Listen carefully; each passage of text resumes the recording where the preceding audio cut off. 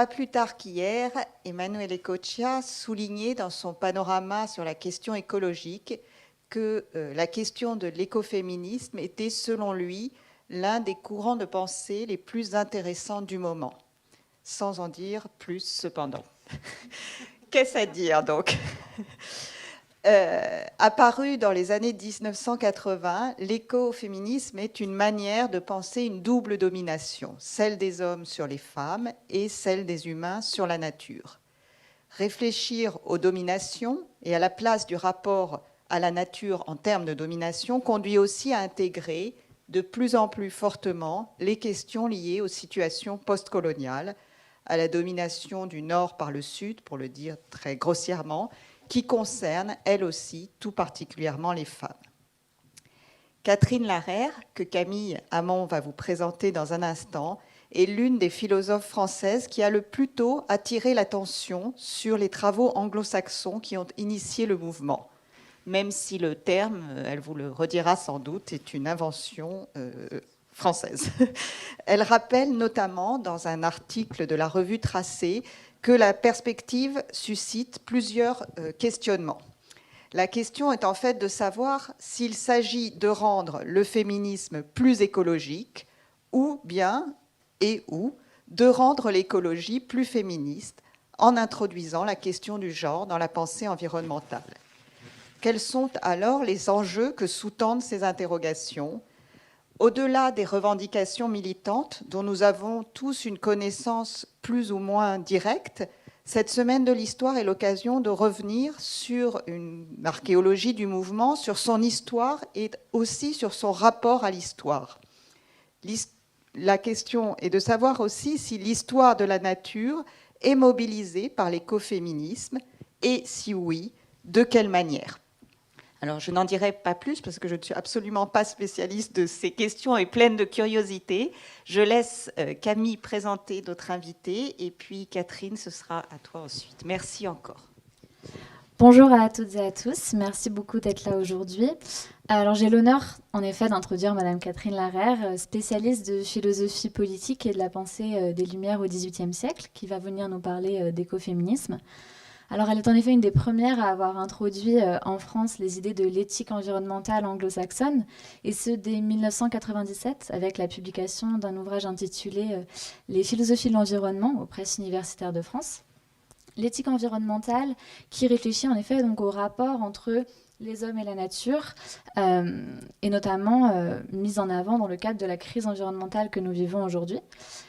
Est-il possible de séparer histoire des hommes et histoire de la nature, justice sociale et justice environnementale, ou tous ces domaines sont-ils intimement liés dans les conséquences politiques et sociales de la crise climatique ? Elle explore toutes ces questions dans plusieurs publications, notamment Penser réagir avec la nature, une enquête philosophique publiée en 2015, ou encore Les inégalités environnementales publiées en 2017. Et ces travaux plus récents portent sur les théories de l'effondrisme face à la crise climatique, théorie qu'elle analyse dans Le pire n'est pas certain, essai sur l'aveuglement catastrophique, publié en 2020 et coécrit avec Raphaël Larère. Et donc, en effet, comme Madame Blais vous l'a dit, penser le rapport des hommes à la nature peut faire écho, notamment sous l'angle de la domination et de la maîtrise de la nature, aux réflexions féministes sur la manière dont les sociétés patriarcales institutionnalisent la domination économique, politique et sociale des hommes sur les femmes. Et l'inscription de nos sociétés dans une économie capitaliste globalisée ne pourrait-elle pas en effet permettre de dégager des objectifs communs aux luttes environnementales et aux luttes féministes ? Alors c'est un rapprochement qui peut sembler aller à l'encontre des théories féministes qui voient dans la nature une sorte de piège qui enferme les femmes dans des rôles stéréotypés. Cependant, le pari de l'écoféminisme serait de voir dans la domination patriarcale et la domination de la nature les deux côtés d'une même médaille qui trouveraient leur origine dans l'association des femmes à une nature qu'il faudrait dompter et maîtriser. Et à l'heure où les rues du monde entier sont investies par celles et ceux qui protestent contre l'inertie politique face à la crise environnementale et où les mouvements féministes trouvent un écho de plus en plus important, Que peut nous apprendre l'écoféminisme? Peut-il éventuellement nous enseigner une nouvelle manière de lutter politiquement et d'appréhender la domination sous toutes ses formes? Je laisse la parole à Madame Catherine Larère qui va nous en parler un petit peu plus. Il est branché, oui. Merci Camille pour cette présentation et merci Hélène pour l'invitation. Je suis très contente de participer à ces journées de l'histoire sur la nature. Pour présenter l'écoféminisme, 3 points rapidement. Bon, c'est un mot, effectivement, c'est un mot qui est inventé par une Française, Françoise d'Aubonne, qui l'introduit en 1974 dans Le féminisme et la mort, mais c'est sans lendemain. Ça va disparaître assez vite. Et le terme réapparaît, écoféminisme, aux États-Unis dans les années 80, à la fin des années 70. Et ça va être le mot qui va désigner une quantité très diverse de mouvements conjuguant lutte de femmes et lutte écologique. Mais c'est une extrême diversité de luttes. On peut y trouver aussi bien des luttes pour la paix, des formes de religion nouvelles, des communautés séparatistes lesbiennes vivant dans des environnements ruraux. Et surtout, ça va sortir des États-Unis et se répandre dans le monde et revenir tardivement en Europe et en France. Donc, premièrement, c'est d'abord des mouvements. Yes. C'est d'abord des mouvements extrêmement divers. Deuxièmement, et ça les écoféministes y tiennent énormément, il n'y a pas de doctrine. Hein. Il n'y a pas une unité doctrinale, il n'y a même pas à proprement parler des controverses. Mais il y a une constante que rappelait aussi bien Hélène Blais que Camille Hamon, qui est la commune oppression des femmes et de la nature, et il y a une étude de cette constante. Enfin, justement, c'est parce que ce rapprochement entre femmes et nature fait problème, et particulièrement dans la tradition féministe française, où effectivement on considère, ça a été dit à plusieurs reprises, que la nature, et pas une libération pour les femmes, c'est un piège qui les enferme dans la dépendance et dans la soumission. Et donc, il y a énormément de controverses autour de l'écoféminisme, à l'intérieur du mouvement, hors du mouvement, et de tas de différents niveaux de rapport au mouvement. Mais il y a une objection qui est faite, c'est celle d'essentialisme. On dit aux écoféministes, en rapprochant la nature et les femmes, en fait, vous les identifiez, vous naturalisez les femmes, et ça, c'est l'essentialisme. Je vais revenir sur ces trois éléments, et effectivement, disons, en prenant, puisque nous sommes dans une semaine de l'histoire, une perspective historique, d'une part, des éléments très rapides, de présentation historique du mouvement dans sa diversité géographique. Dans un deuxième temps, j'en viendrai à la présentation de cette constante, la domination croisée des femmes et de la nature, et je le ferai à partir d'un livre ancien, mais qui va heureusement être traduit sous peu, de Caroline Merchant, qui s'appelle The Death of Nature, la mort de la nature, et qui montre la mise en place historique du cadre de cette domination. Ce qui me permettra donc, dans un troisième temps, à voir comment les réponses qui ont été apportées à l'accusation d'essentialisme portée contre l'écoféminisme. Donc, le rapide panorama historique, le mot apparaît effectivement en 1974 dans un livre de Françoise d'Aubonne, Le féminisme ou la mort, pour vous situer le contexte, René Dumont vient d'écrire L'utopie ou la mort. On est en 1974, on est au moment où les idées écologiques arrivent en France. Dumont est candidat à l'élection présidentielle candidat écologiste à l'élection présidentielle en 1974, mais c'est aussi le mouvement le développement des mouvements féministes. Et Françoise Daubonne rapproche les deux. Hein. Elle considère que le patriarcat, le pouvoir masculin, est un pouvoir à la fois sur les femmes et sur la nature, dans une optique de dominer leur reproduction. Et donc, son appel était à une grève des ventres du côté des femmes. Bon, je vous dis, elle lance un peu un mouvement. Ce mouvement ne tient pas. Et Françoise Daubonne, qui est une écrivaine très prolixe, hein, Françoise Daubonne va très vite passer à des luttes qui se développent au même moment, qui sont les luttes gays, hein, les luttes homosexuelles. Donc, écoféminisme, et je dirais, c'est beaucoup plus anglophone, hein, comme façon de construire un mot valise. Écoféminisme au sens de ecological feminism. Est-ce que le mot est emprunté? Est-ce qu'il réapparaît? Peu importe. En tout cas, est-ce qu'il est réinventé? En tout cas, il réapparaît dans les années, fin des années 70, hein, années 80. Et je vous ai mis là 3 références. Hein. Women and Life on Earth est un colloque qui se tient à l'université de Amherst dans le Massachusetts. Donc c'est une réunion, c'est le moment aussi où les Women's Studies se développent. Hein. L'autre référence, bon, vous allez voir, c'est une des premières anthologies de textes écoféministes qui paraît. Hein, et vous verrez, c'est le titre qui est important, hein, c'est Reclaim. C'est l'idée de redemander, reclaim, se réapproprier. Hein. On verra que Émile Yach, ici en France, va reprendre le mot de reclaim pour publier, il y a quelques années, une anthologie de textes écoféministes, essentiellement américains, mais pas seulement. Deuxièmement, je vous dis, même premièrement, hein, l'assistance est constante.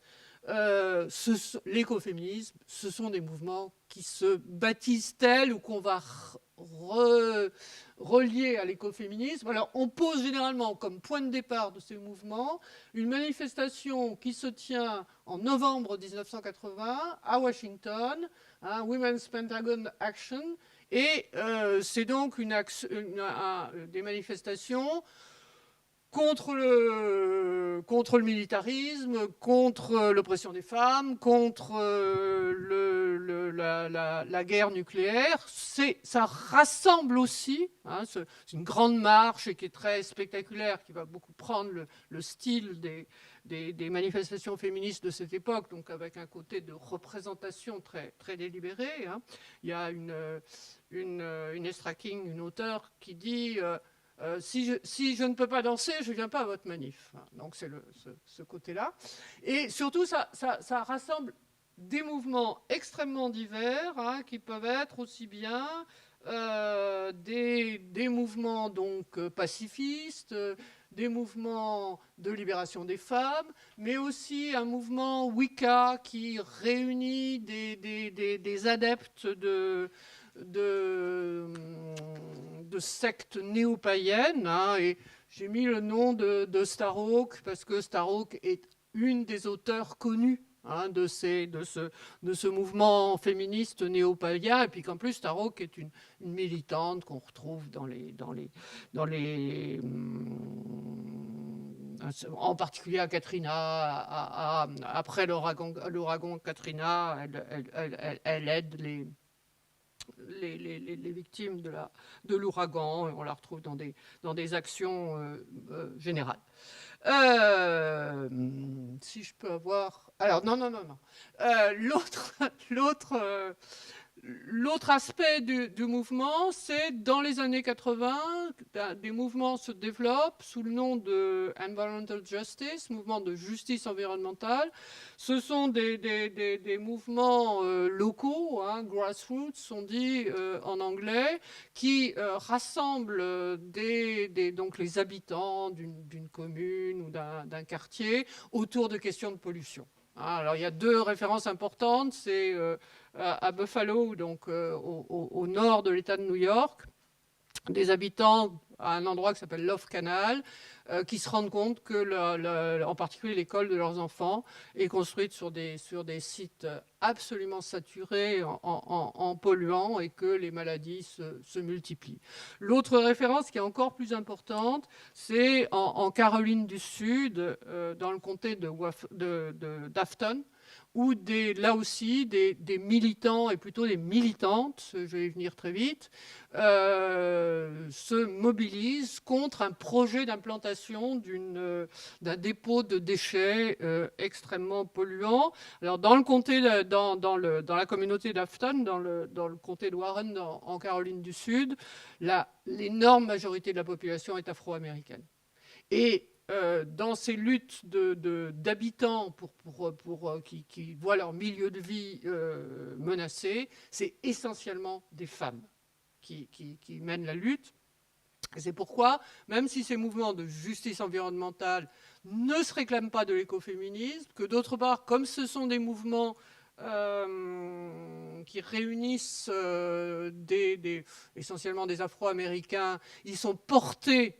C'est la continuité du mouvement des droits civiques des années 60-70 d'avant. Donc, on va parler de racisme environnemental pour ces façons de reléguer des populations minoritaires, ethniques, dans des zones défavorisées. Mais c'est aussi une référence fréquente de l'écoféminisme. Alors, on va passer à la diapo suivante. Voilà. Donc ça, c'est, on pourrait dire, l'internationalisation du mouvement. Je reprends le mot à Arielle Salé, qui est une écoféministe d'origine, un pilier de l'écoféminisme, si je puis dire. Alors, il y a d'une part ce qu'on appelle quelquefois l'écoféminisme culturel, donc un mouvement de plus de réflexion et de théorisation par rapport à l'écoféminisme radical des mouvements politiques, mais il ne faut pas exagérer l'opposition. Donc, je vous ai mis le livre de Caroline Merchant, qui est une historienne des sciences, professeure à l'université de Berkeley, et qui donc en 1980, c'est-à-dire très tôt finalement, publie The Death of Nature, Women, Ecology and the Scientific Revolution. C'est là-dessus que je me référerai pour vous présenter comment historiquement se met, selon l'étude de Caroline Merchant, dont je répète le livre va être traduit incessamment, va être publié incessamment, la traduction est faite, et la préface et la postface et tout ça, et donc qui me permettra de présenter la deuxième partie. Alors là-dessus, j'ajoute deux auteurs, Karen Warren et Val Plumwood, qui elle Val Plumwood est une Australienne, mais elle est morte maintenant, mais qui allait très, très souvent aux États-Unis, parce que ça représente, et personnellement, moi, c'est comme ça que je suis arrivé à l'écoféminisme, dans les années 70, comme on y a fait référence, se développe aux États-Unis un courant dit d'éthique environnementale qui réfléchit sur la dimension morale des rapports entre les hommes et la nature et qui veut redéfinir les rapports entre les hommes et la nature. Les piliers de ce mouvement sont des hommes. Et donc, dans les années 80, des gens comme Karen Warren ou Val Plumwood vont intervenir dans ce courant d'éthique environnementale, qui est un courant universitaire, qui a ses revues à comité de lecture, ses associations, ses congrès, etc. Et donc, elles vont intervenir en posant leur question, qui est, si vous voulez redéfinir les rapports entre les hommes et la nature, il faudrait peut-être que vous nous disiez ce que vous entendez par homme. Parce que tant que vous n'aurez pas clarifié ça, ça risque de ne pas très bien se passer. Donc, introduction de la question féministe dans l'éthique environnementale, mais elle reste dans le courant d'éthique environnementale. Donc, s'il vous plaît, la diapo suivante.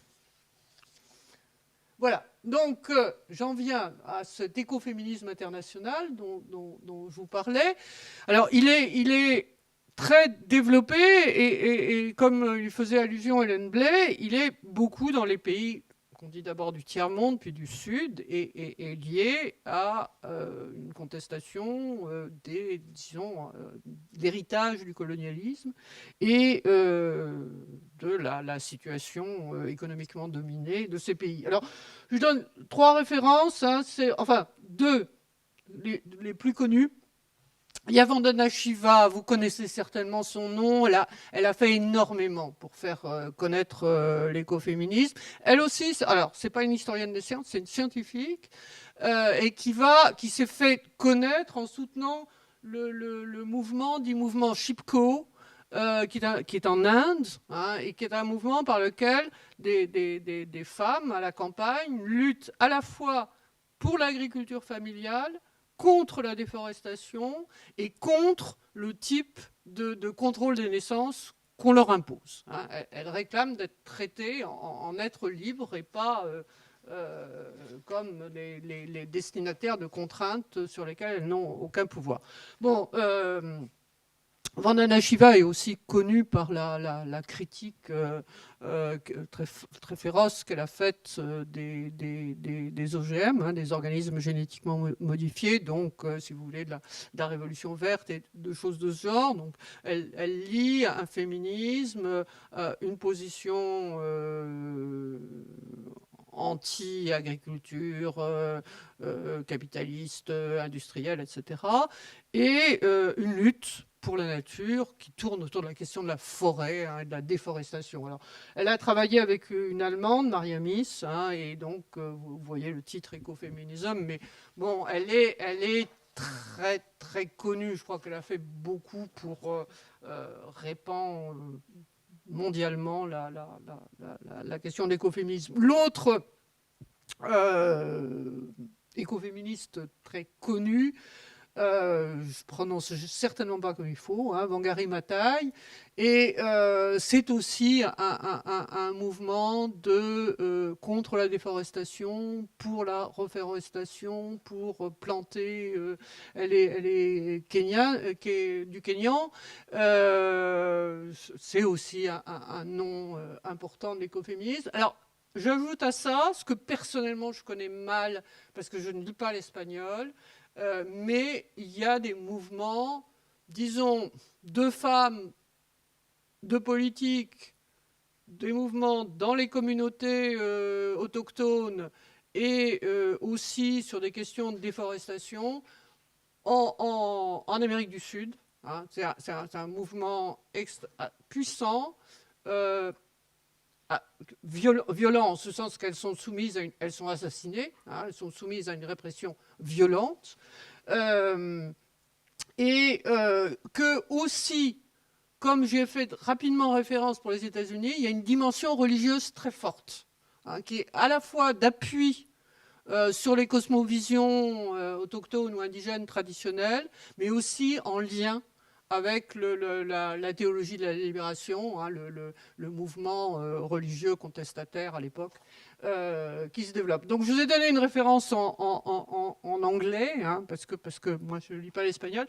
Je signale aussi, tant que j'y suis, qu'il va y avoir la semaine prochaine, organisé par l'Université Paris 1 et qui se tiendra pour les participantes au centre parisien de l'Université de Chicago sur ces questions. Hein, vous le trouverez sur l'internet de Paris 1 à l'Institut, sur le programme de l'Institut des sciences juridiques et philosophiques de la Sorbonne. Donc moi j'en attends d'apprendre beaucoup sur ces luttes sud-américaines que je connais assez mal. Alors, dernier point, l'une de vous deux y a fait allusion tout à l'heure, c'est vrai que les mouvements de justice climatique qui se répandent particulièrement avant la COP21, avant la conférence du Bourget de 2015, hein, où il va y avoir toute une série de manifestations partout dans le monde, et où les femmes vont intervenir en écoféministe, en portant leurs propres banderoles et leurs propres revendications, va faire beaucoup aussi pour répandre le mouvement dans le monde et en particulier va le renvoyer en Europe. hein. Et on peut dire que depuis... c'est très récent hein, qu'on se soit mis à parler d'écoféminisme en France. Hein. Le premier article, je pense, qui paraît en France dans la revue Multitude, et c'est Virginie Maris, une de mes collègues philosophes de l'environnement, qui publie un article sur la question. Avant, et ça reste assez confidentiel. Hein. Or, depuis 4-5 ans, il y a de l'écoféminisme partout, ça surgit partout, sous toutes les formes. Hein. Et bon, les engraineuses, par exemple, il y a une quantité de mouvements. Donc, voilà le premier temps.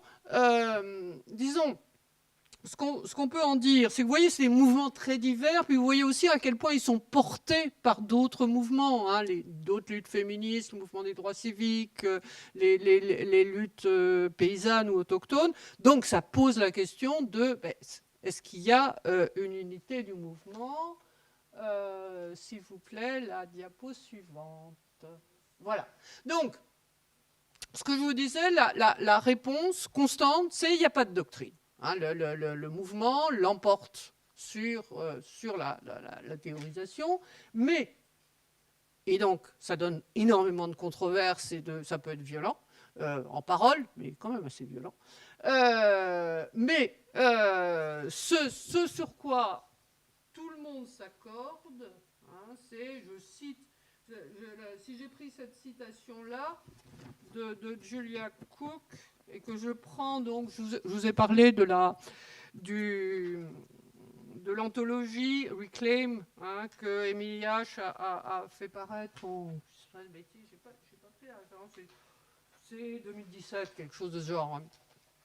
Chez Cambourakis, et qui donc rassemble toute une série d'écrits écoféministes. Si j'ai pris Julia Cook, c'est que c'est une des plus anti-intellectuelles de toutes. Donc si elle dit ça, c'est que elle n'est pas du côté des écoféministes culturels. Donc c'est pour ça que j'ai repris la citation, hein, le postulat écoféministe de base, selon lequel l'oppression des femmes et l'oppression de la nature sont les manifestations entremêlés du même cadre culturel oppressif, hein, ce qu'on peut appeler la domination croisée des femmes et de la nature. Donc, diapo suivante, s'il vous plaît.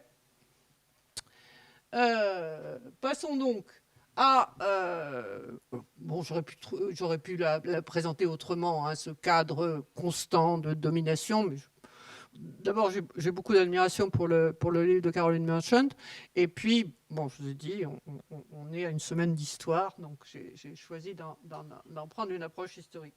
Donc, je vous ai dit, hein, Caroline Merchant, c'est une historienne des sciences, prof à Berkeley, par ailleurs féministe, par ailleurs écologiste, et qui va montrer,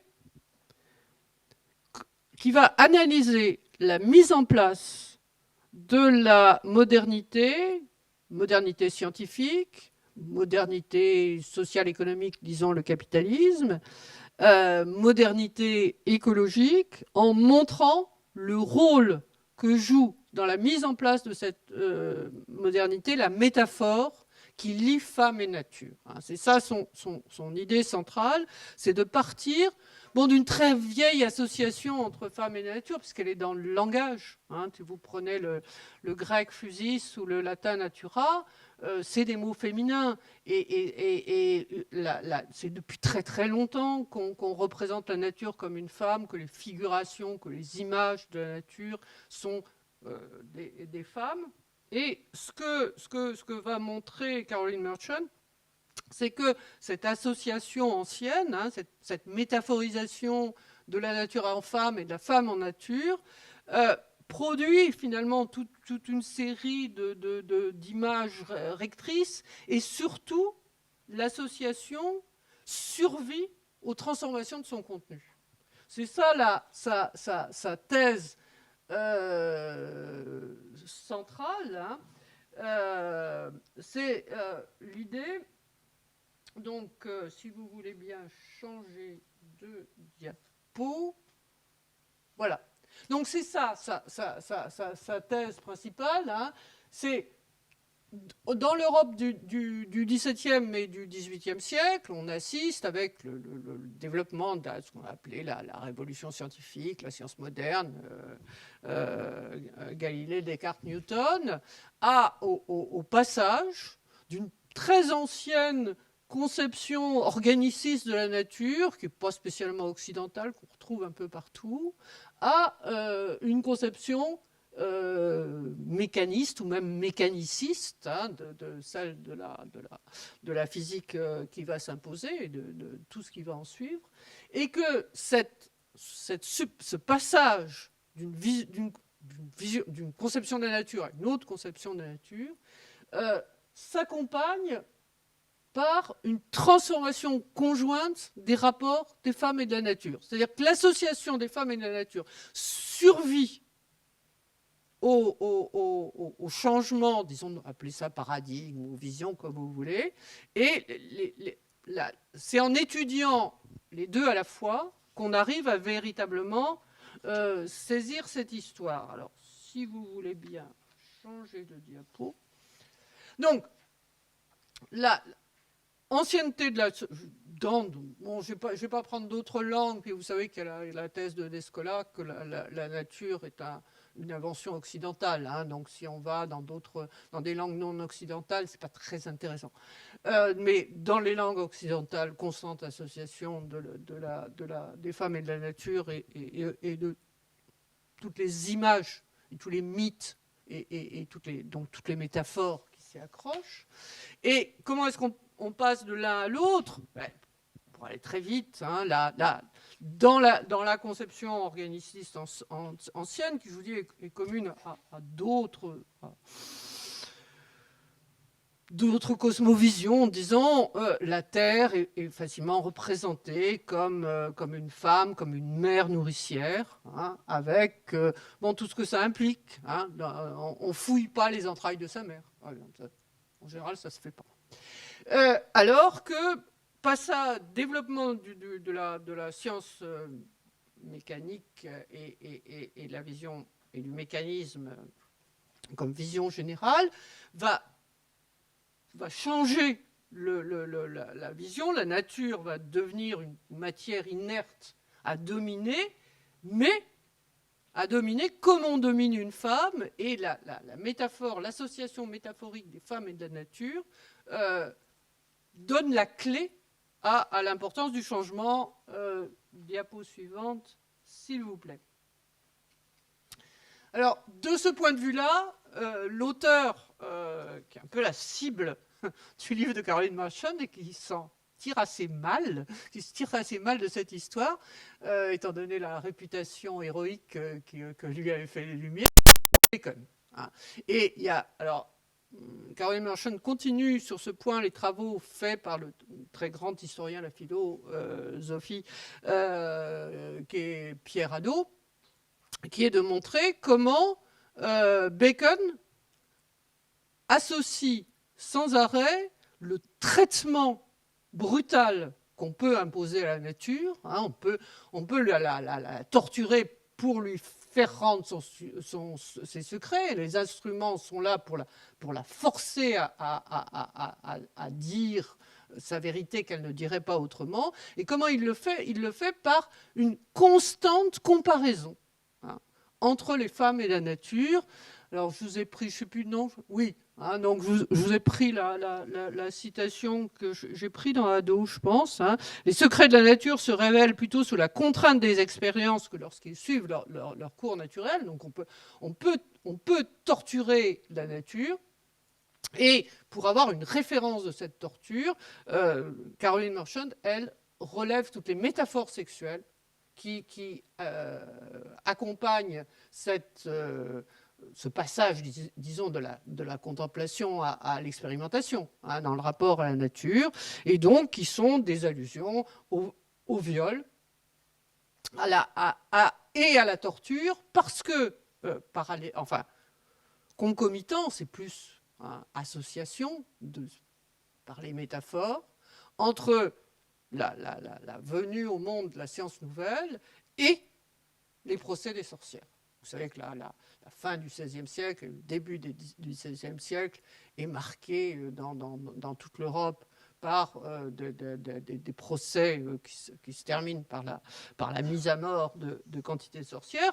Or, Bacon, qui a été le chancelier de Jacques Ier, alors que l'Angleterre était restée relativement à l'écart du grand mouvement de procès des sorcières qui se passait en Europe continentale, il est un de ceux qui a contribué à ce que l'Angleterre aussi condamne les sorcières. Donc, au diapo suivante, s'il vous plaît. Donc, de ce... Bon, vous recommande, vous pouvez le lire directement en anglais, mais il va être accessible en français d'ici peu.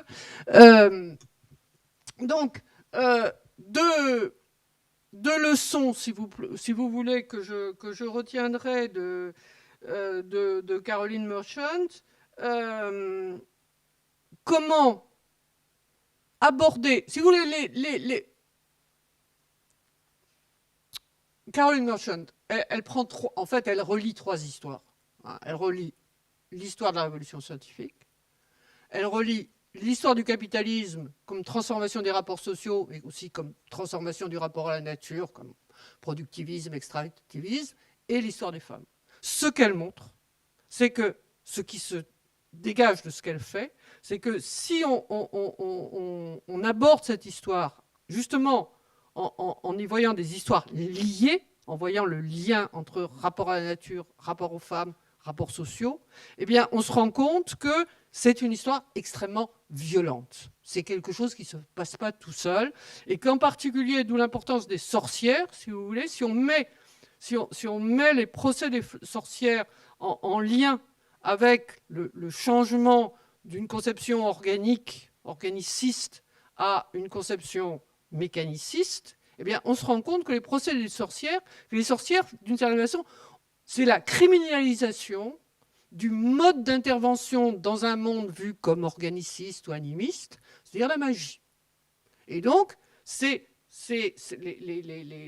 sorcières sont celles qui marquent la nécessité et la violence avec laquelle on se débarrasse. Le monde dominant et dominé par des hommes se débarrasse d'une vision animiste en faisant porter le poids sur les sorcières.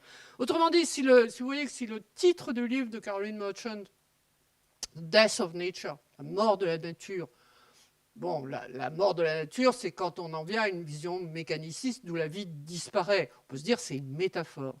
Mais la mort des sorcières, elle est réelle. Et cet accès de l'histoire des sciences, de l'histoire du capitalisme, dans leur rapport à l'histoire des femmes, change le point de vue qu'on a sur ces histoires. Alors, cette idée sera reprise et développée, c'est quelque chose que vous connaissez aussi peut-être, par l'historienne anglophone, d'origine italienne mais anglophone, Silvia Federici, dans Caliban ou la sorcière, où elle reprend la même idée que si on regarde l'histoire du capitalisme, l'histoire de l'accumulation capitaliste du point de vue des femmes, ben, ce n'est pas une transition douce. C'est un changement très violent. Le deuxième point qu'on peut retenir de la présentation de Caroline Merchant, c'est le rôle des métaphores.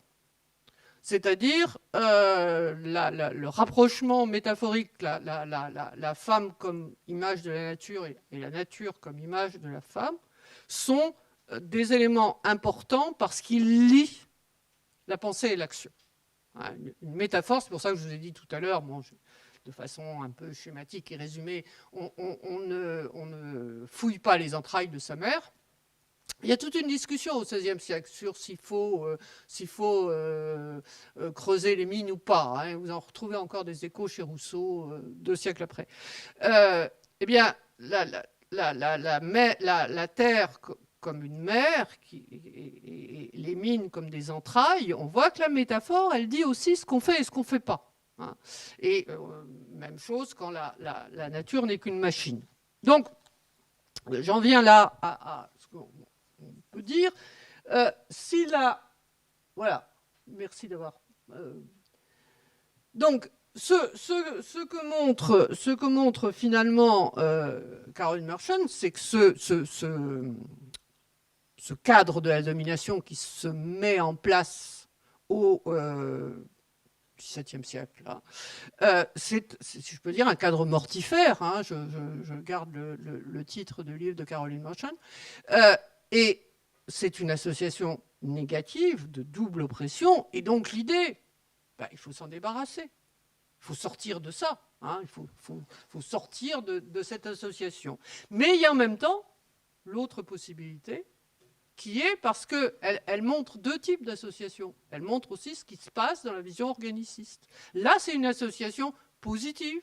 Hein, la mère nourricière, c'est une image positive, c'est une image de force, de puissance même. Et donc, la question, et c'est là-dessus que va se jouer la question de l'essentialisme, est-ce qu'on se débarrasse d'une oppression commune, ou bien est-ce qu'on passe de l'association négative à l'association positive, à l'alliance. Donc, troisième, voilà, merci. Donc, venons-en toujours à ce problème d'essentialisme. Hein. Bon, on connaît tous et toutes qu'on n'est pas femme, on le devient. Hein, et on sait à quel point le féminisme en France c'est construit sur une critique de la nature, hein, une critique de l'assimilation des femmes à la nature. On n'est pas femme. Bon, je ne vais pas reprendre. Et donc, l'idée que c'est à partir de là que l'écoféminisme, souvent, alors, si vous m'avez suivi, vous verrez que je n'ai jamais dit qu'on dit que les femmes sont nature. Hein, une métaphore n'est pas essentialisante, au contraire. Elle peut permettre des dérives essentialisantes, mais la métaphore n'est pas essentialisante. Mais bon, c'est facile de dire, et puis on en trouvera toujours, hein, de dire, on dit que les femmes sont nature. Alors, quelle est la réponse écoféministe là-dessus? Enfin, d'un certain nombre d'écoféministes. C'est très très bien présenté par Émilie H, donc, dans la préface qu'elle fait à l'anthologie qu'elle présente des principaux, enfin d'une série d'articles écoféminisme, dans la distinction qu'elle fait entre nature et naturalisation. Hein, l'idée que la naturalisation n'est pas la nature et que quand on a déconstruit la naturalisation, et ben la question de la nature, elle n'est pas terminée. Alors je vais prendre un exemple pour vous faire saisir. Si vous pensez au mouvement Manif pour tous et à l'image de la famille qui est mise en avant, hein, un papa, une maman et deux enfants, et de préférence un garçon d'abord et une fille après, et on vous dit, voilà, c'est ça la nature. Bon, bien évidemment, c'est pas la peine d'avoir fait ni une licence de sociologie, ni d'histoire, ni de philosophie pour savoir que, non, c'est pas ça la nature. Hein, c'est, bon, comme on dit, une construction sociale. Mais est-ce que ça veut dire pour autant que toute autre forme de famille est artificielle? Je m'explique. Ce genre, hein, de Manif pour tous, dénonciation du mariage pour tous, c'est de dire tout ce qui est toute autre forme de couple et de lien aux enfants est contre nature.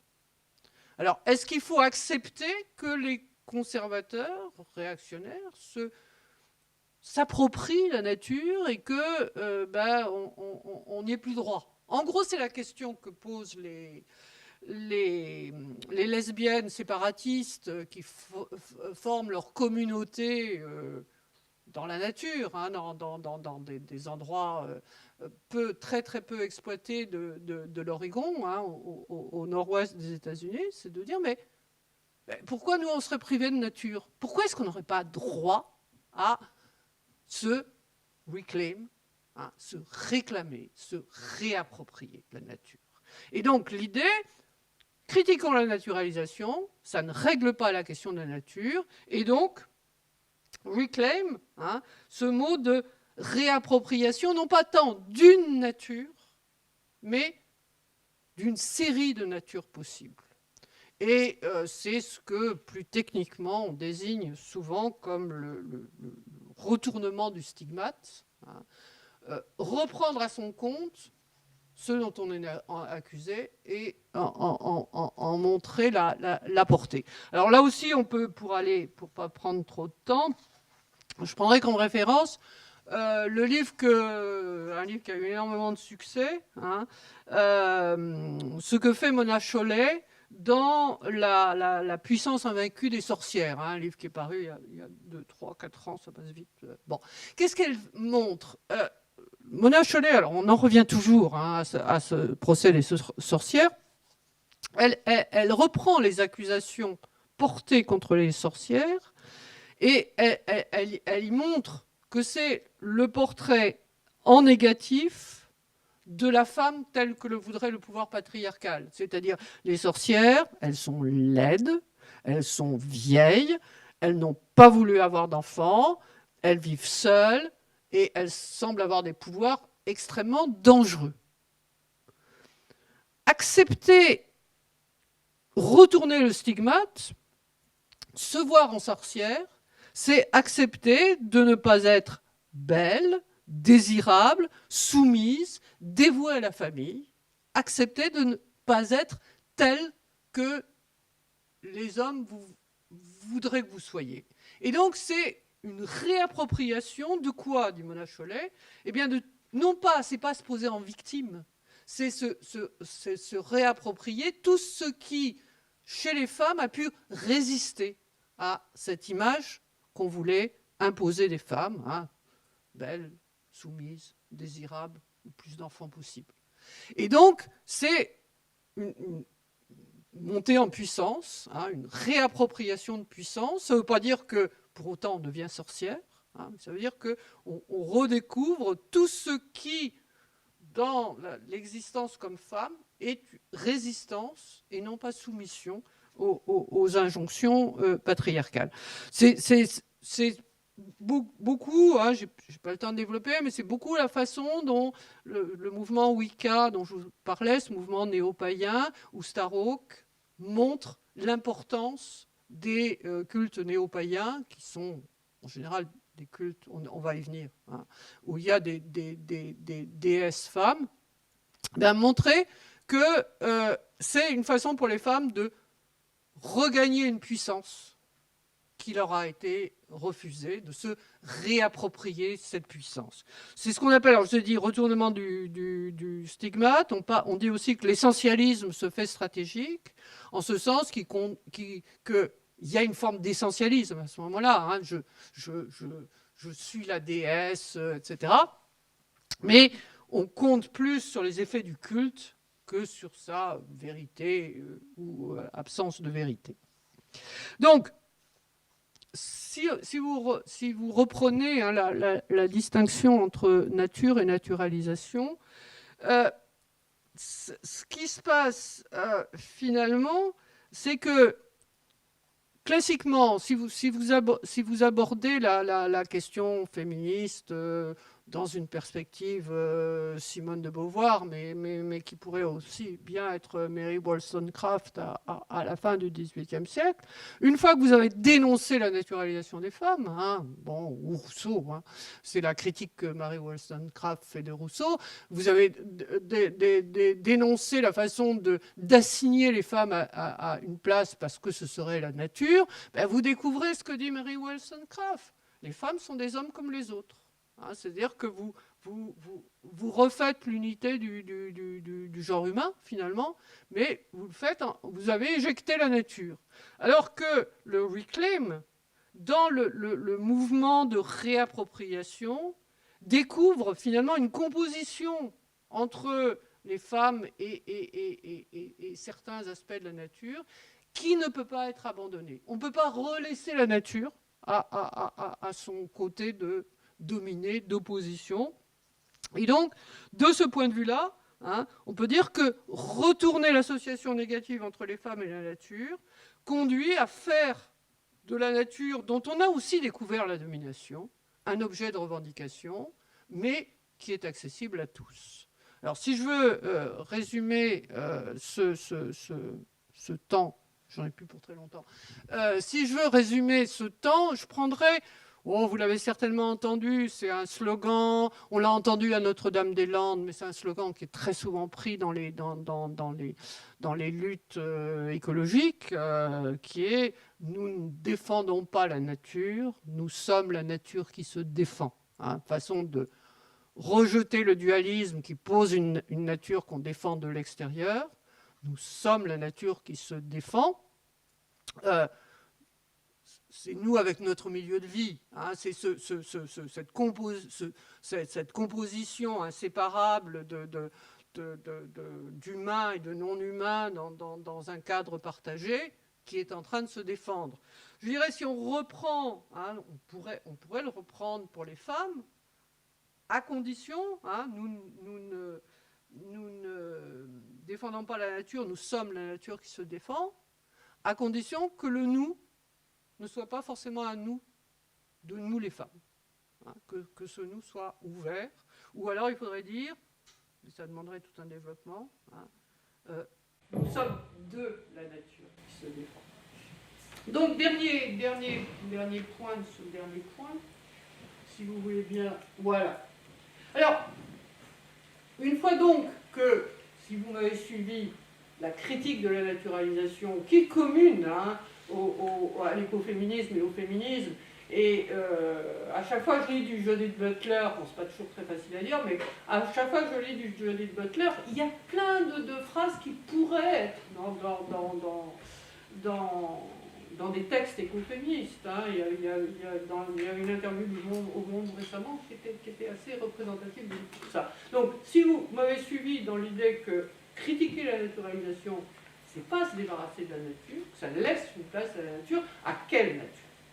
Alors, allons-y en revenant à Caroline Marchand. C'est ça qu'indiquait Caroline Marchand à la fin de Ness of Nature. Bon, elle montre dans cette nature, je ne vais pas dire cette nature morte, parce que français, ça veut dire autre chose. Enfin, cette nature qu'on a tuée, hein, cette nature qu'on a réduit à être une mécanique inerte, et son association avec les femmes, quelque chose qui en plus est très très nocif pour l'environnement. Hein, je ne vais pas développer ça, mais bon, je pense que ça, vous le savez. Et donc, que faire, hein, comment en sortir? Donc, Caroline Marchand terminait son livre. Alors, bon, elle écrit de façon très posée, et c'est pas du tout schématique, mais je vais un peu schématiser. Peut-être qu'il faudrait revenir. Hein. Peut-être que reclaim, c'est peut-être aussi une façon de reprendre, de revenir à l'organicisme. Et alors, c'est quoi l'organicisme? Elle insiste là-dessus, elle a raison. C'est l'hypothèse selon laquelle la nature est active et vivante. Hein. Et moi, je retrouve là Emmanuel Ecochia, parce que là, tout le mouvement de Cochia et des latouriens en général, c'est de passer de la nature à la vie. Hein. Et donc, c'est ce qui s'indique. Hein. Si la nature est une mauvaise association, est-ce qu'il ne faut pas en passer à la vie? Alors, voyons, diapo suivante, s'il vous plaît. Voyons, c'est ça qui se passe en ce moment. Hein. On peut dire, c'est ça qui se passe, et c'est ça qui se passe sous des références féminines, des références de femmes, que ce soit le Pachamama, bon, élaboration de cosmovision d'Amérique du Sud. Vous savez que c'est Pachamama, les droits de Pachamama, donc terre-mer, hein, sont reconnus dans la constitution équatorienne et dans la constitution colombienne. Mais c'est encore plus l'hypothèse Gaïa. Hein, parce que l'hypothèse Gaïa, vous avez tout.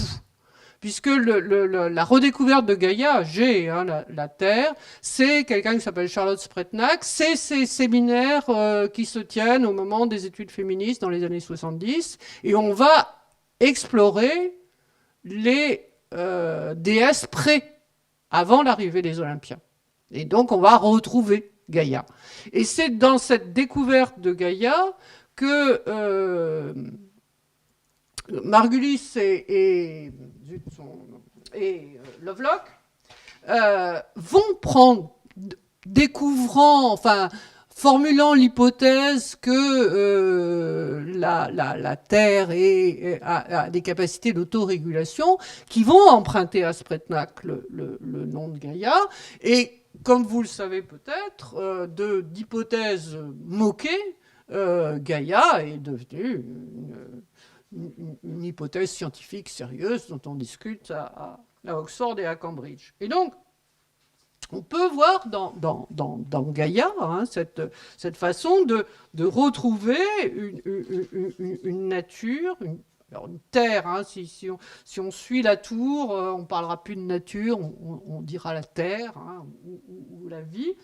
Et là, je cite Caroline Merchant, est-ce que Gaïa n'est pas une puissante métaphore pour mieux, vous voyez toujours la référence à la métaphore, pour mieux comprendre et mieux respecter la Terre, donc une reprise hein, de l'acquis positif finalement de l'association entre femmes et nature. Alors, continuons dans la diapo suivante si vous voulez bien, et ça sera l'avant-dernière, oui. Il ne doit pas être très visible. Si. Alors, si vous voulez, il y a à partir de cette reprise de modèles métaphoriques d'une terre vivante, hein, vous avez effectivement la voie Pachamama, qui est au plus près de reprendre finalement un certain type de holisme et d'organicisme, et puis la voie que suit Caroline Merchant dans son dernier livre, hein, Autonomous Nature, où, en fait, ce qui l'intéresse, c'est pas de revenir à ce qui scientifique, au regard des critères scientifiques d'aujourd'hui, bon, une terre-mère nourricière, bon, ça tient plus, hein. Mais ce qui l'intéresse, parce que pour elle, c'est ça qu'il faut comprendre, c'est donc ce qu'elle appelle autonomous nature, une nature autonome, une nature récalcitrante, une nature qui résiste, hein, qui ne se laisse pas dominer par l'homme, mais qui pour autant n'a aucune gentillesse particulière vis-à-vis de l'homme, et faisant ce qu'elle sait faire, c'est-à-dire de l'histoire des sciences en s'appuyant sur les images et les métaphores, elle va reconstituer, depuis la fin de la période hellénistique, hein, cette vision d'une nature effrayante, finalement. Hein. Donc elle le reprend à partir de l'opposition entre natura naturans et natura naturata, hein, la nature naturante et la nature naturée, peu importe. Mais ce qui l'amène à la réflexion qui retrouve d'ailleurs des éléments que développe Isabelle Stengers, hein, dans ce qu'elle appelle une culture de la dissymétrie, c'est-à-dire nous n'avons pas besoin de protéger hein, cette nature autonome, elle survivra, elle se tient. Nous pouvons en avoir peur parce qu'elle nous menace. Hein. Et c'est cette nature imprévisible imprévisible qu'il nous faut prendre en considération et à laquelle il faut aussi laisser sa place. Donc je termine, dernier c'est ma conclusion. Qu'est-ce qu'on peut conclure rapidement? Enfin, je n'ai pas voulu mettre conclusion, j'ai mis indication. Hein. Ce que je vous avais dit, parce que si on pense que la critique d'essentialisme est la plus puissante, j'espère vous avoir montré une réponse qui, à mon avis, se tient, hein, que en retournant l'association négative entre les femmes et la nature, on découvre hein, la possibilité d'une composition qui ne soit pas réservée aux seules femmes, hein, qui ne se fasse pas à l'exclusion du masculin. L'autre élément, et pour peut-être répondre à une question qui a été posée tout au début, hein, bon, quand on voit effectivement écoféminisme, on peut se dire, bon, est-ce que c'est une écologie féministe? Est-ce que c'est un féminisme écologique? Ben, je dirais ni l'un ni l'autre. Hein. Ce qui est, enfin, moi, ce qui m'intéresse particulièrement dans l'écoféminisme, c'est que c'est une façon de faire bouger les lignes. Hein, c'est une façon de remettre en cause les séparations tranchées, hein, de revenir sur les partages habituels. Alors, je ne vous ai pas signalé, mais c'est à ça que je pensais quand je parlais de Judith Butler. Une des conséquences, c'est que les mouvements écoféministes sont LGBT. Et tout le reste, hein, il y a sans arrêt des nouveaux éléments qui s'agrègent. Donc, dans cette contestation, il y a bien sûr complètement la contestation d'une quelconque nature féminine, mais aussi une remise en cause constante de la nature. Et c'est pourquoi, hein, je serais d'accord avec Emmanuel Kocha, c'est alors, pas un courant de pensée, mais c'est une possibilité de beaucoup faire bouger les choses, quoi. Voilà, merci.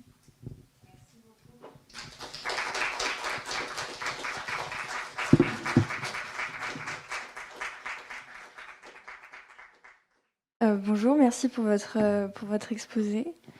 Moi, j'ai une question que je dirais plutôt issue des sciences sociales. Je suis un peu surprise de ne pas vous avoir entendu mentionner le paradigme de la race.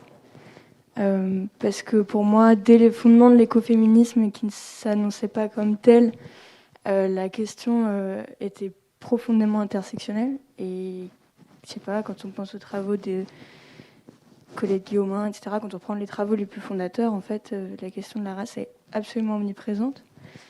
Et elle se pose aujourd'hui avec beaucoup d'acuité, notamment dans le contexte, je dirais même dans le contexte universitaire français. Donc voilà, question tout à fait ouverte. Question tout à fait ouverte et réponse tout à fait ouverte. Donc, bon, si j'ai parlé du racisme environnemental, hein, donc quand les mouvements de justice environnementale qui se font avec l'appui, hein, du mouvement des droits civiques et qui rassemble beaucoup des minorités afro-américaines qui vont aboutir ces mouvements de justice environnementale vont aboutir à un sommet des peuples de couleur. Hein, je traduis directement, je transcris l'anglais, vont poser ce genre de questions. Alors, que je sache, il n'y a pas de réflexion spécifique sur la race. Donc, si vous voulez, c'est au sens où vous dites intersectionnel, c'est intersectionnel, mais sans que dans cette réflexion, dans cette remise en question des assignations ordinaires, dans les textes que je connais, la question de la race occupe une place privilégiée. Faudrait voir. Alors, ce qu'il faut dire, hein, vous citez Colette Guillaumin, etc., c'est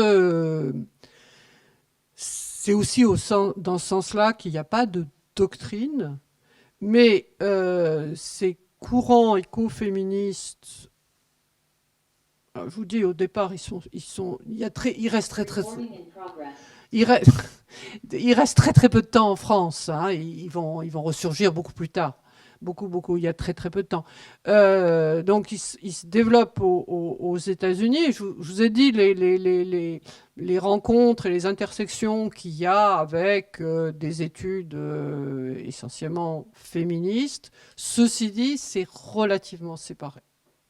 Il y a les textes écoféministes sont publiés dans des revues comme Hypatia. Enfin, je prononce en français, mais qui sont jusqu'il y a peu. Si vous preniez des anthologies de textes militants écologiques autour de la nature, hein, vous aviez des textes écoféministes. Si vous preniez des anthologies, même en anglais, hein, de textes féministes, vous n'aviez rien sur l'écoféminisme. C'est très récent.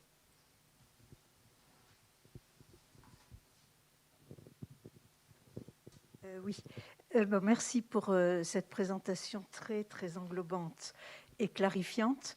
Ce qui me frappe, c'est un commentaire plutôt qu'une question, c'est le mélange de désinvolture de l'écoféminisme, c'est-à-dire qu'on n'a pas de doctrine, la théorie, on ne s'inquiète pas des théorisations. On déteste même. Et le primat, c'est à l'action. On est dans le pragmatisme avoué.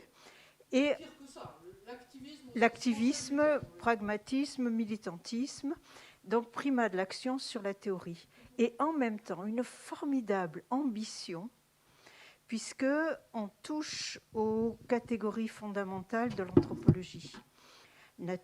Homme, nature, femme, homme, etc. C'est-à-dire que ce contraste entre ce qu'on fait bouger, les lignes qu'on fait bouger, et la désinvolture est quelque chose qui est absolument caractéristique de ce mouvement, je trouve. Qui est constant et qui est repris, Émilie H ou Jeanne Burger-Routal, qui sont actuellement, je pourrais peut-être prendre mon micro, qui sont actuellement des échos, se présentent comme des militantes et pas comme des théoriciennes. C'est-à-dire, moi, d'une certaine façon, je suis une traîtresse, hein, où je devrais pas. Bon, elles sont gentilles avec moi, hein, quand même. Mais il y a, je sais plus qui a écrit ça.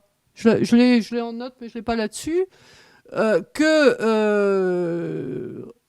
Rendre universitaire l'écoféminisme, c'est-à-dire, bon, ça le tuera aussi sûrement que rendre universitaire le marxisme a tué le marxisme.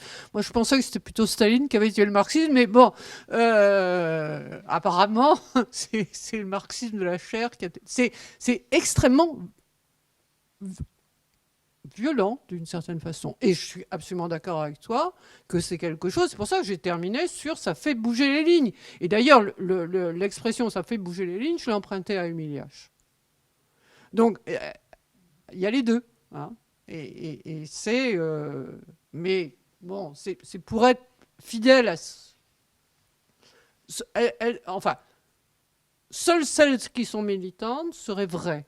C'est pour être fidèle à cette vérité que j'ai commencé par une présentation du mouvement. Autant que j'y suis, oui. Il y a un article qu'on cite toujours, qui est un article d'anthropologie ancien, hein, qui est est-ce que les femmes sont je sais plus comment c'est, est-ce que les femmes sont la nature, ce que la nature est à la culture, enfin c'est bien mis sur le terrain très tôt, hein. Oui, merci déjà pour votre intervention. Et alors, je voulais vous demander, parce que vous avez mentionné en effet donc, des manifestations, les mouvements de justice climatique en 2015, etc. Mais aussi du coup, un activisme écoféminisme qui paraît parfois très local. Donc vous avez mentionné des groupes de lesbiennes séparatistes en Oregon. Voilà.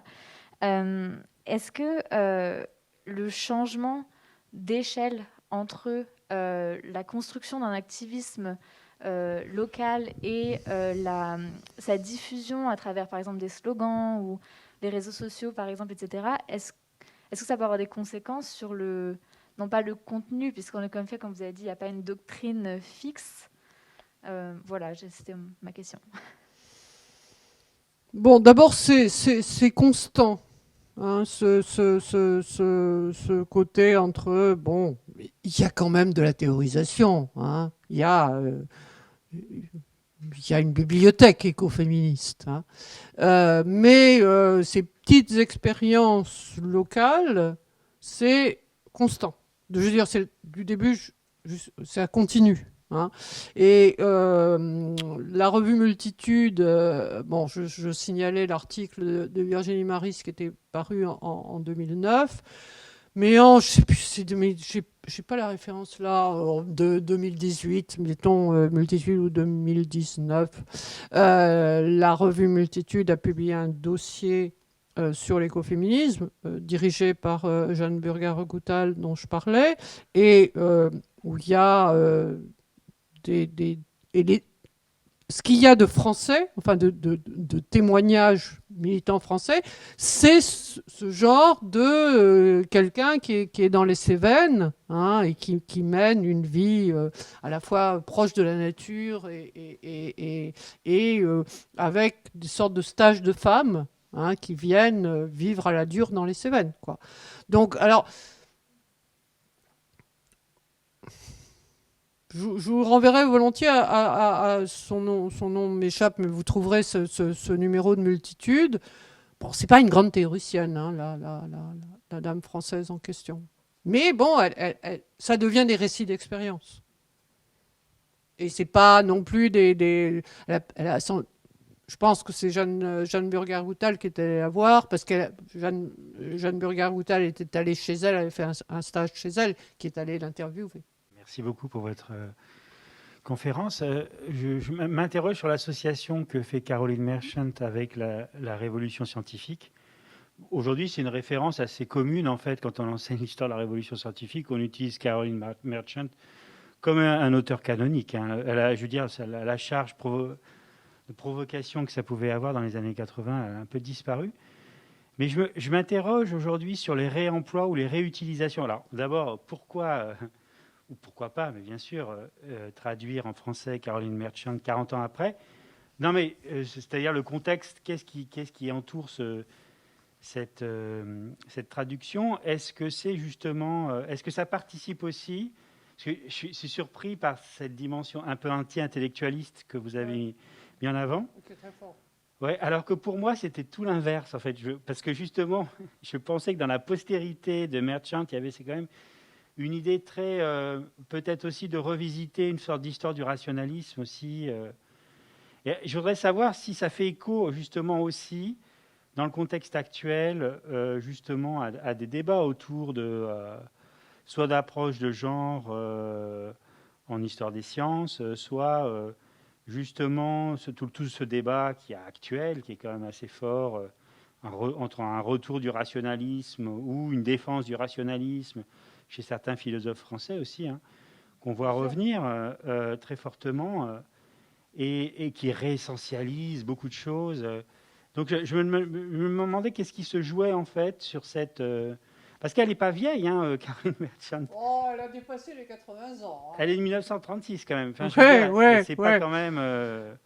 C'est plus tout jeune. Non, mais c'est pas tout jeune, mais je veux dire, bon, c'est pas non plus quand tout même... est relatif. Elle est vivante, en tout cas. Elle est vivante. Elle publie, etc. Elle publie, elle est active.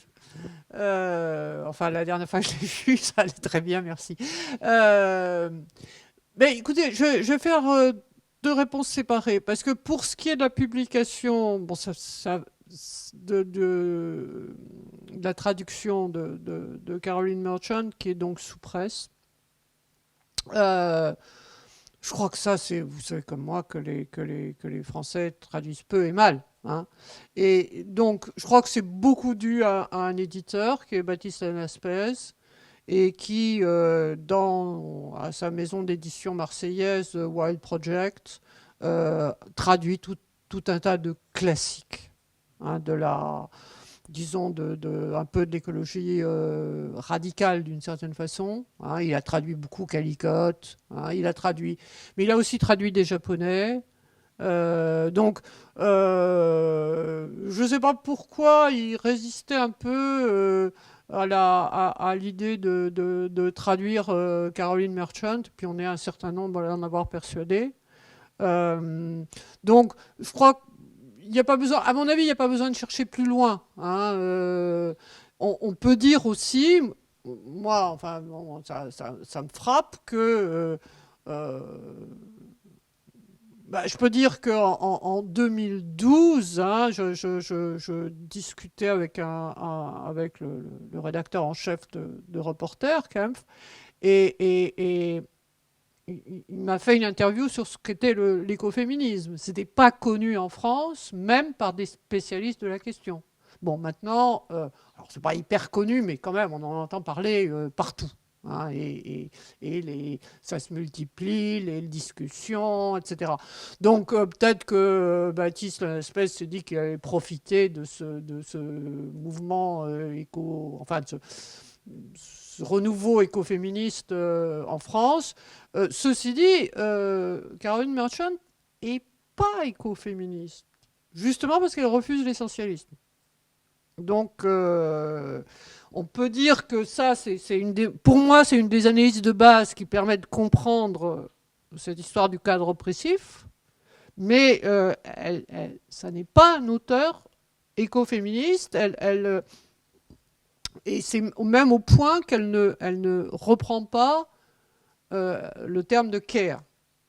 Elle trouve les éthiques du care limite essentialistes. Donc, je ne sais pas si je réponds à votre question. Voilà. Je pense pas. Je pense pas. Bon, ceci dit, vous dites c'est très connu. Mes collègues philosophes, pas vraiment. Hein.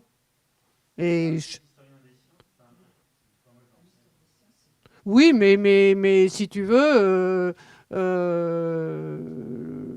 les admirateurs de Bacon sont toujours là. Hein.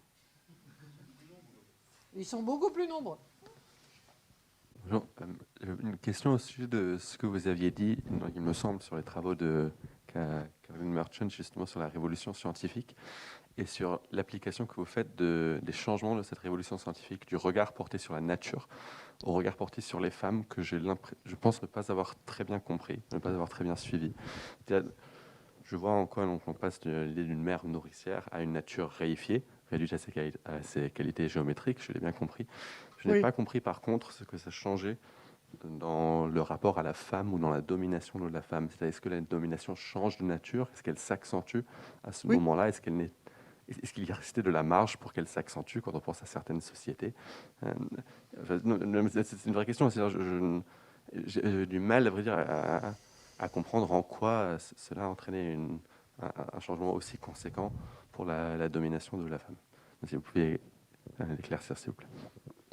Alors, je suis peut-être allé trop vite. Bon, si vous voulez, j'ai surtout insisté sur la signification de ce tournant que sont les procès de sorcières, et sur le fait que, à mon avis, si on ne prend pas cette entrée-là, on ne comprend pas que, alors même que le rationalisme se développe, on soit dans ce qui nous paraît... Enfin, Jean Baudin croit aux sorcières. Hein, il développe une théorie rationnelle de l'État.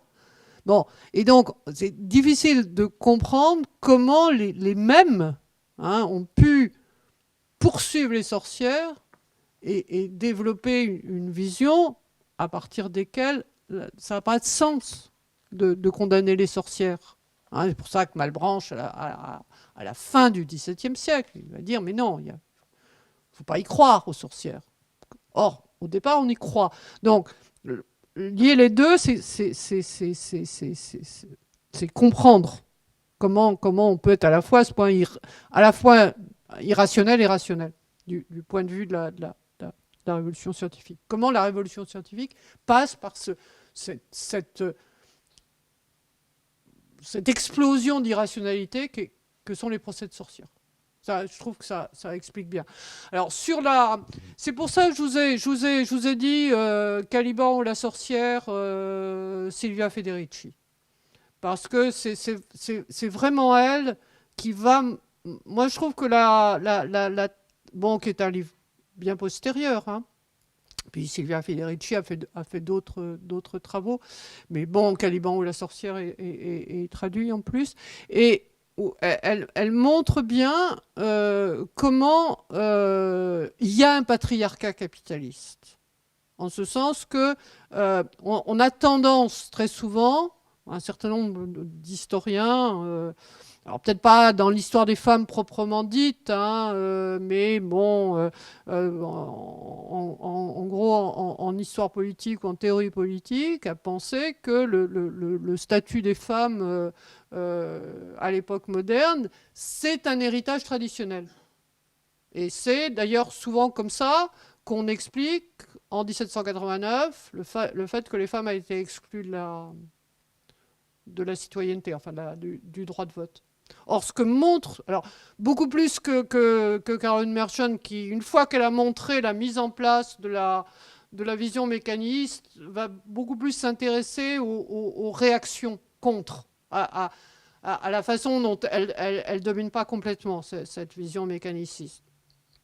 Et à s'intéresser aux femmes qui travaillent là-dessus. Donc, sur l'idée, les femmes ne sont plus qu'une matière inerte à dominer. Elle ne développe pas énormément. Mais vous trouverez ça chez Silvia Federici. Hein, là, comment le sort des femmes s'aggrave sous le capitalisme.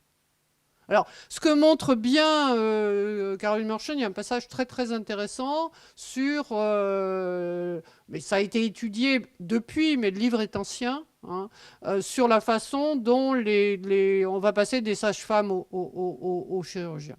Hein.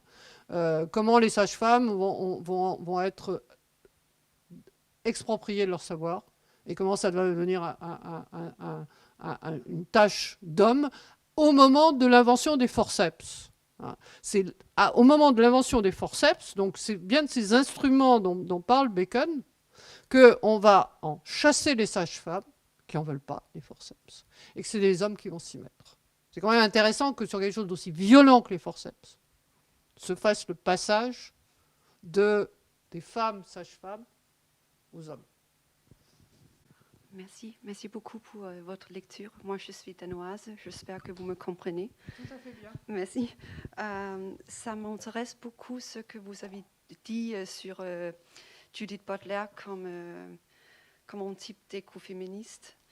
Et je voulais juste savoir si vous avez lu des textes qui parlent de Butler comme écoféministe, peut-être écoféministe radical ou... Ne me faites quand même pas dire ce que je n'ai pas dit. Je vous ai dit ce que je n'ai pas été clair. Je vais préciser. Quand vous abordez l'écoféminisme avec une vision essentialiste, il n'y a pas plus anti-Butler que l'écoféminisme. Mais alors, je vais vous dire à quel point cette vision peut donner des œillères. Là, un des articles de Karen Warren, là, qui est la plus, enfin c'est Plumwood, la plus théoricienne des écoféministes, mais Karen Warren pas mal, sur l'article, je ne sais plus si c'est celui que j'ai cité, hein, les promesses de l'écoféminisme, emploie le mot de naturism. Et elle le met sur le même plan que sexisme, racisme. Bon. Et donc, pour elle, naturism, c'est une façon de réduire la nature à un statut d'extériorité dominée. Dans une traduction qui a été faite de cet article de Karen Warren, naturism était traduit par défense de la nature. Pour vous dire à quel point, hein, et c'était quelqu'un qui était de parfaite bonne volonté, si je puis dire, on a du mal à comprendre que... c'est pour ça que je fais la distinction entre naturalisation et nature, à quel point il y a une critique de la naturalisation qui n'envie rien à, disons, Judith Butler. Hein, et ça, ça fait déjà un moment, mais je me souviens, je préparais, je faisais un séminaire sur l'écoféminisme, et donc je préparais ce que j'avais à dire, et je suis tombée sur un texte de Judith Butler. Je me suis dit, mais je pourrais le reprendre. Mais je ne connais pas très bien, honnêtement, Judith Butler. Enfin, je l'ai lu, mais je n'ai pas travaillé. Mais elle ne fera pas ce deuxième temps de reclaim que j'ai décrit comme un deuxième temps nécessaire. Donc de ce point de vue-là, elle n'est pas écoféministe. Bon, c'est juste une dernière remarque, mais je suis un peu surprise de vous avoir entendu parler de désinvolture du mouvement écoféministe, etc., de dire que les écoféministes sont résolument anti-théoriques. D'autant qu'il me semble qu'au cœur du programme écoféministe, l'enjeu pour surmonter la critique essentialiste, c'est de penser le système. C'est de penser l'acteur réseau, c'est de penser le réseau nature-culture. Et en fait, tout ça, c'est pas du tout un hasard si toute cette génération-là était très proche. Haraway, Stenger, Desprez, etc. sont très proches de Latour.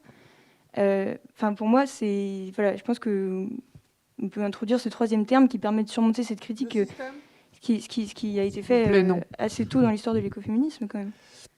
Alors, Bernadette Binsaud est partie. Mais c'est elle qui a parlé de désinvolture. Alors, je ne l'ai pas critiqué, mais c'est pas mon mot. Hein. Ce avec quoi je suis absolument d'accord avec elle, c'est un anti-intellectualisme très puissant. Hein. Alors, que par ailleurs, ça ait donné lieu, et c'est ce qu'on disait, hein, à quantité de réflexions théoriques extrêmement subversives, qui ont remis en cause plein d'idées reçues. C'est aussi ce que j'ai essayé de montrer. Le terme de système... Alors ça, c'est le travail personnel. Je suis en train de prendre des distances avec le système, donc je préfère pas trop employer le terme. C'est une interprétation de l'écoféminisme de